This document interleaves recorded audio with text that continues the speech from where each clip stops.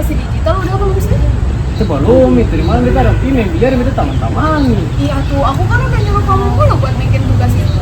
Iya, barang tugas paling banyak. Iya sih, emang tugas itu tuh bikin kita pusing banget. Tuh, kasih tahu lah, pemalas sih. Nah, itu tadi salah satu contoh komunikasi antar budaya. Tapi tahukah teman-teman apa itu komunikasi antar budaya? Komunikasi antar budaya merupakan salah satu proses komunikasi yang terjalin antara orang-orang atau masyarakat yang memiliki perbedaan kebudayaan, baik berbeda secara etnis, bahasa, ras, sosial ekonomi, ataupun perbedaan lainnya. Dan komunikasi antar budaya akan terus berkembang dengan adanya teknologi yang ada. Nah, teman-teman, kita masuk ke pembahasan yang pertama, yaitu Face Negosiasi Teori atau teori negosiasi wajah. Teori ini dikemukakan oleh Stella Tingtomi pada tahun 1989 untuk memahami bagaimana orang-orang dari budaya yang berbeda mengelola hubungan dengan ketidakpastian, mengemukakan face atau wajah atau citra diri ketika berkomunikasi dengan orang lain sebagai fenomena universal yang meliputi lintas budaya. Nah, teman-teman, dalam face negosiasi teori terdapat komponen penyusun di dalamnya. Tapi apa saja sih komponen itu? Yang pertama ada asumsi. Wajah dan face word adalah fenomena universal.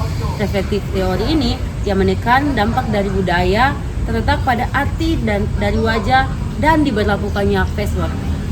Nah, sekarang kita masuk ke komponen yang kedua, yaitu taksonomi. Taksonomi adalah materi awal yang berhubungan dengan 5 materi berikutnya.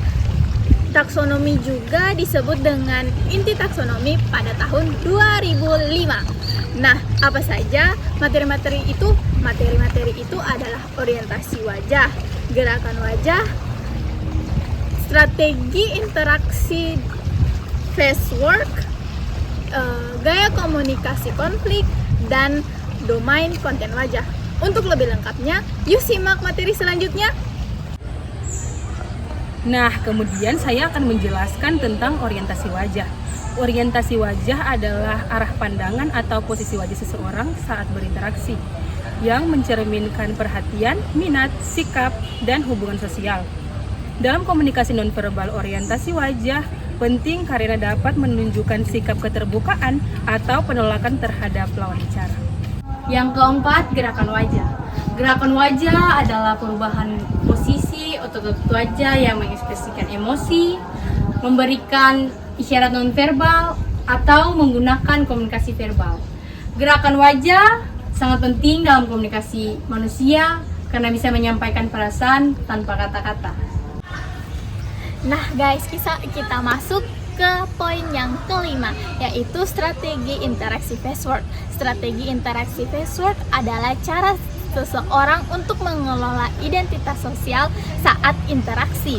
Nah, ini terutama pada bagian untuk mempertahankan atau meningkatkan persepsi orang lain terhadap diri kita, gengs. Nah, untuk kali ini, strategi ini biasanya mencakup perilaku dan komunikasi untuk menjaga wajah atau persona sosial, seperti kesopanan, permintaan maaf, pujian, atau bahkan menghindari topik yang sensitif. Kemudian ada gaya konflik komunikasi. Gaya konflik komunikasi adalah cara atau strategi yang digunakan seseorang untuk menghadapi konflik atau perbedaan pendapat dalam berinteraksi.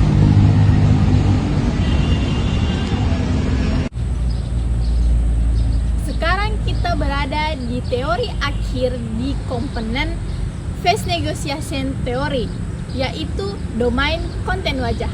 Nah, apa sih domain konten wajah? Domain konten wajah adalah berbagai topik atau isu yang menjadi fokus perhatian dalam upaya mempertahankan atau memulihkan wajah seseorang selama proses negosiasi atau konflik itu berlangsung. Dalam domain konten wajah meliputi otonomi, inklusi, status, kendala, kompetensi, dan moral. Aplikasi Face Negotiation Theory. Dalam sebuah teori komunikasi antar budaya, wajah negosiasi pertama kali diuji dan diterapkan untuk bidang antar budaya, pelatihan, dan konflik. Namun, menurut para ahli dari daerah lain, menemukan juga bahwa teori ini lebih relevan. Aplikasi terbaru dan ujian teori yang meliputi studi berikut. Nah, di sini kita akan membahas tentang Youth Group Theory. Youth Group Theory adalah teori komunikasi yang berkembang oleh antropolog budaya Edwin Ardener dan feminis Shirley Ardener pada tahun 1975 yang mengacu pada ketidakseimbangan kekuatan sosiolinguistik yang dapat menekan kelompok sosial. Artinya, kebisuan mengacu pada hambatan yang tidak adil dan melarang kelompok sosial untuk mengekspresikan diri mereka. Teori ini juga merinci hubungan yang berkaitan dengan kelompok dominan dan kelompok subordinat. Ada juga aplikasi Mu Theory, yaitu media massa, ritual sosial, tempat kerja, politik, pendidikan, dan teologi. Ya, kita masuk pada poin yang pertama, yaitu media massa. Menurut Kamrae, perempuan telah dicegah untuk tampil di panggung media massa, disalahartikan dalam sejarah dan kunci dari bisnis, penerbitan editorial hingga tahun 1970. Dominasi gatekeeper laki-laki yang didefinisikan sebagai editor dan penentu budaya lainnya menentukan buku, esai, puisi, drama, skrip film, dan lain-lain. Mana yang akan muncul di media massa? Oke, berikutnya adalah ritual sosial. Ritual sosial adalah tindakan atau peristiwa berulang yang berkaitan dengan interaksi dan hubungan antar manusia, serta dilakukan dengan cara terstruktur dan seringkali memiliki makna sosial, budaya, dan juga agama. Oke teman-teman, kita masuk ke poin yang ketiga, tempat kerja. Di Amerika pada tahun 1940-an, perempuan dibanjiri oleh pekerjaan, sedangkan laki-laki diutamakan untuk berperang. Tempat kerja, komunikasi organisasi ditetapkan untuk memenuhi kebutuhan pekerjaan karyawan. Namun, banyak tujuan organisasi terpenuhi dengan penggunaan bahasa yang lebih mengutamakan laki-laki, yang berfokus seperti istilah pada keuntungan ekonomi dan peningkatan kinerja. Perempuan biasanya dikecualikan dan harus menggunakan bahasa yang lebih mengutamakan laki-laki untuk mencapai keberhasilan. Ya, kita masuk ke poin yang keempat. Dalam teori komunikasi bungkam atau Mutant Group Theory, politik diartikan sebagai cara kelompok dominan. Misalnya, laki-laki menekan atau membungkam suara dan wacana kelompok yang kurang berkuasa, misalnya perempuan. Kelompok dominan menggunakan bahasa dan sistem komunikasi yang mereka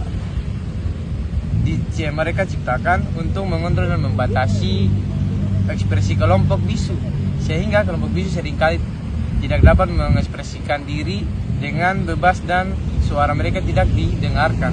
Kita masuk ke poin yang kelima, yaitu pendidikan. Ruang kelas dapat membungkam perempuan. Pendidikan perempuan di Amerika Serikat telah berkembang selama bertahun-tahun, tetapi dunia akademis masih didominasi laki-laki. Kamrae telah mengajukan beberapa saran untuk lingkungan pendidikan yang lebih inklusif, seperti menanamkan humor perempuan, ketiadaan kata-kata, dan cara untuk mengatasi bahasa yang kasar. Mengembangkan sistem bahasa yang lebih beragam di dunia akademis dapat mencegah kelompok-kelompok yang terpinggirkan terus-menerus dibungkam. Yang terakhir, teologi. Teologi adalah ilmu yang mempelajari dan menganalisis tentang Tuhan dan segala hal yang berhubungan dengan keagamaan secara rasional. Oke teman-teman, di sini saya akan menjelaskan tentang elemen direndam dalam teori Youth Group. Di sini saya akan menjelaskan 2 poin, yaitu bahasa dan seks. Oke, kita masuk ke pembahasan bahasa. Bahasa menurut Ishak adalah dominasi para laki-laki yang dilakukan untuk menguasai jalur komunikasi organisasi perusahaan, sehingga para perempuan dianjurkan untuk menggunakan female referential untuk bergaul dengan rekan-rekan perempuan mereka. Oke, kita masuk ke poin kedua, yaitu seks. Di sini saya akan menjelaskan tentang kelompok LGBT. Kelompok LGBT dianggap terpinggirkan dan tidak dianggap dalam kalangan masyarakat. Karena dominasi kelompok kita membentuk sebuah kelompok yang istimewa dalam kelompok masyarakat, membangun norma sosial untuk meminggirkan kelompok LGBT. Oke, sekian penjelasan. Association teori, saya tahu lagi. Apa yang masuk? Background. Backlight itu matahari.